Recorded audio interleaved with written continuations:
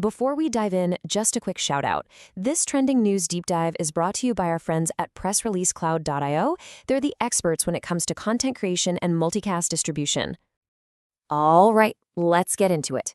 It feels like you can't open a web browser or look at your phone without being hit by a new headline about AI.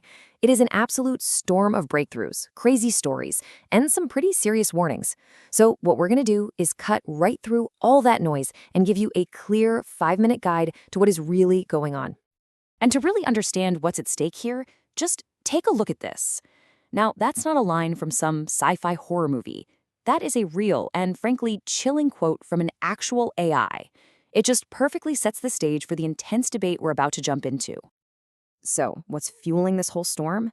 Well, you guessed it, money. We're in the middle of a massive global AI gold rush.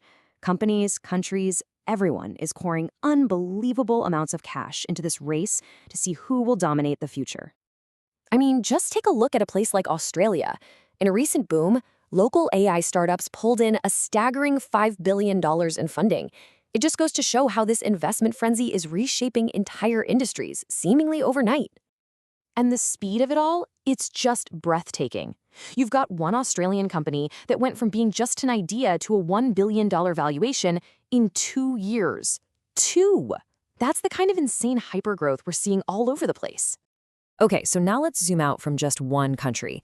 The total size of this entire AI market bubble is projected to hit, get this, $2.52 trillion by early 2026. This isn't just another tech trend. It's a fundamental shift in the entire global economy. And who's leading this charge? Well, it's the giants, the big tech players. And they're all making massive strategic moves in what looks like a global chess match. You've got Musk merging his AI venture with SpaceX. Meta stock is just soaring because of their AI spending. Google is using AI to literally probe the human genome. And OpenAI is trying to break away from its reliance on NVIDIA to forge its own path. It is a full-on battle. But it is so important to remember, this isn't all just about corporate power plays and stock prices. This tech is producing some mind-blowing results. For example, an AI recently scanned old telescope images and found hundreds of cosmic anomalies that human scientists had missed for decades. It just shows you the sheer power of this thing as a tool for discovery. But you know how it goes. With that kind of incredible power comes a lot of complexity. For every amazing discovery, there's a shadow side to this boom, a whole host of unintended and honestly pretty unsettling consequences. And at the core of so many of these new problems is a word you've probably heard a lot lately: deepfake. It's AI-generated media that can make it look like anyone said or did anything. The latest AI safety reports are calling it a major spreading threat. And you're about to see exactly why.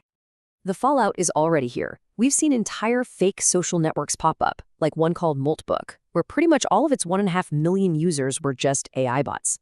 You've got deep fake job seekers trying to get jobs at AI security firms. And then there's the economic hit.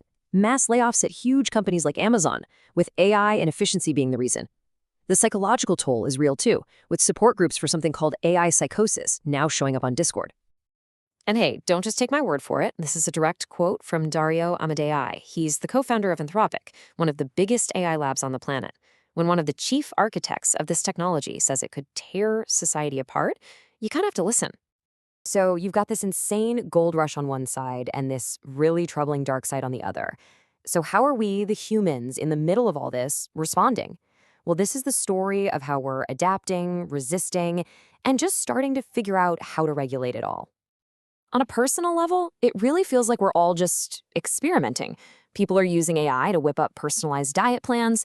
The trend of turning to AI companions for friendship, it's growing. But at the same time, some business owners who rush to use AI for customer service are already getting rid of it, finding out it just didn't work. We are all learning in real time what this stuff is actually useful for. And of course, there's the big one, the question on everyone's mind: what about our jobs? Well, the analysis seems to show that careers needing a lot of emotional intelligence, creativity, and nuance, those are the most resistant to automation. But roles that are all about repetitive tasks, data entry, some customer service, certain kinds of analysis, those are definitely at risk. The takeaway here is that uniquely human skills are becoming more valuable, not less. Now, it's not just us as individuals trying to adapt. The big institutions are finally waking up. Governments are starting to step in. We're seeing new regulations pop up that ban things like AI-driven price discrimination. They're also calling for much tighter scrutiny on AI-generated content. It feels like the Wild West is slowly, maybe, getting a sheriff. So we've seen the incredible boom, the backlash, and the very first attempts at a real response. And all of this brings every single one of us, from the developers to the people just using the apps, to the one single question that we all have to face. And what's so fascinating is that it doesn't matter who you are, everyone seems to be grappling with this exact same dilemma. Whether you're a leading thinker at a tech company or just someone trying out a new app on your phone, we're all part of this massive, uncontrolled experiment, all trying to figure out our place in this new world. Which leaves us right here, with this final, all-important question.